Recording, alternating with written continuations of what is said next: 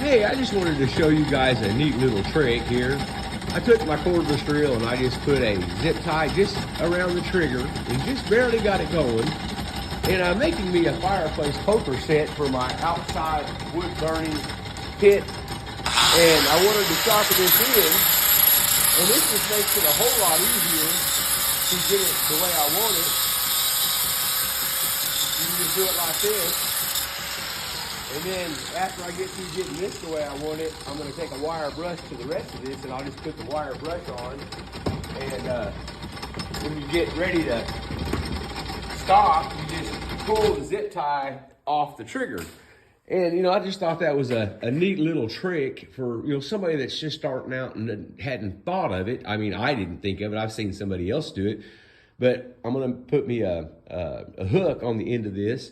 And like I said, I wanted to sharpen that because it'd be easier to do now before I get the hook in my way. I'm going to sharpen the hook and then I'll bend it and then I'll weld it in place. And but I'm going to wire brush the rest of this here in just a second. I just thought that was a quick little trick.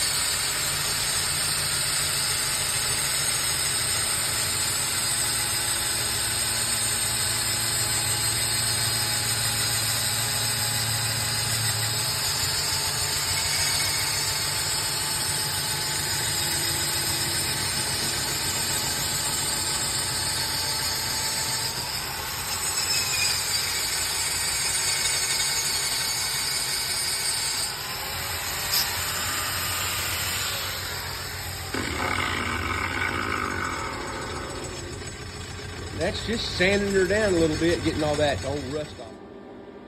All right, I just wanted to show you what I was up to now. I wish I could say I did this on purpose, but I didn't. When I welded this on, I got it too far up the shaft. As you can see, I cut this much off. And I wasn't thinking about this hitting the ground, or this hitting the ground way before I could get to a piece of wood with this. So I cut off this much. I don't even know what this is. I just kind of guessed. And after I got it welded on, of course. And then I just chucked this up in my angle grinder and let it ride right here. And I got it just as slow as it would go. And I was using a sanding disc and just letting it ride real slow like this at this angle. And it worked out pretty good, as you can see. Now I'm going to start on the handle. And I think I'm going to make it out of Boat Arc or Osage Orange or whatever you want to call the tree. One with the big stickers and the green horse apples on it. I've got one out in my backyard and it has a dead limb on it. And I'm going to get my saw and go over there and cut off a limb and see if I can't make me a handle using that kind of wood. It's a really hard wood, very dense, very hot burning wood. And it's what the Indians made their bows and arrows and handles and things out of. So I feel like it fits good enough for Indians. Maybe they won't mind if I take their idea. All right, I'll bring y'all back in a little while. All right, I've got the rough shape of my handle. I want you to look at just how yellow this sawdust is from that Boat Arc. I drilled a hole through it. Oops, let me move my leg here. Look on the floor where I was just drilling a hole here. I drilled a hole, it's about right about there. I just barely chucked it in, and so it's in there about this deep.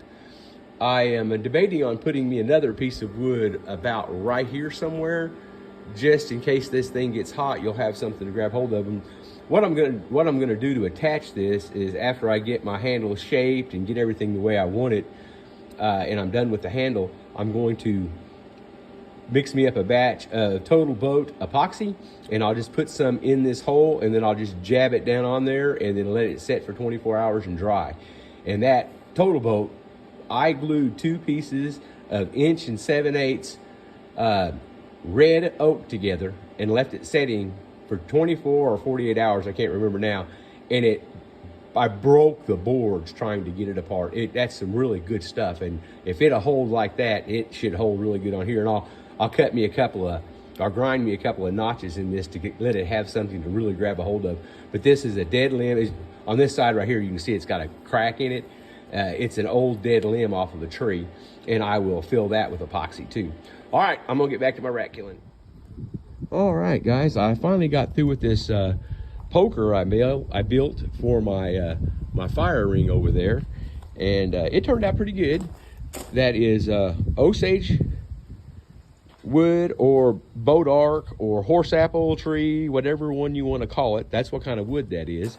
And I mixed just a little bit of black with the epoxy, and basically I just brushed it and poured it on there after I got it glued in place, and just let it run down just to kind of give it a little different look. It's, you know, see how it's light and dark, but I covered the whole thing pretty good with it. It's really nice and smooth. And then I put this piece down here and I glued it in place too. That rag is glued in place because that's where I was holding on to it. And the epoxy dried there. I'll stick it in a fire and burn it off there. It's no big deal. But yeah, I think it turned out pretty good. Let me get down here a little closer for you. I think it turned out pretty good. You know, I have more time in the handles than I do in actually building it. It took me maybe 15 minutes to build it, and then maybe say 5 or 10 minutes of sanding after I got through sharpening those ends, and then the wood took longer than everything else. But yeah, it turned out, I'm real happy with that. It turned out real nice.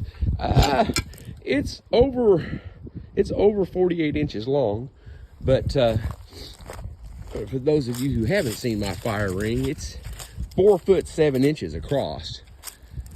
And you know, so I need something fairly long just to reach across it, you know. I mean, heck, I'm right here on top of it, and see how far it is over there, and I just barely got a hold of the end of the handle. So you're gonna, you know, need something to kind of push and pull and whatever else with out here.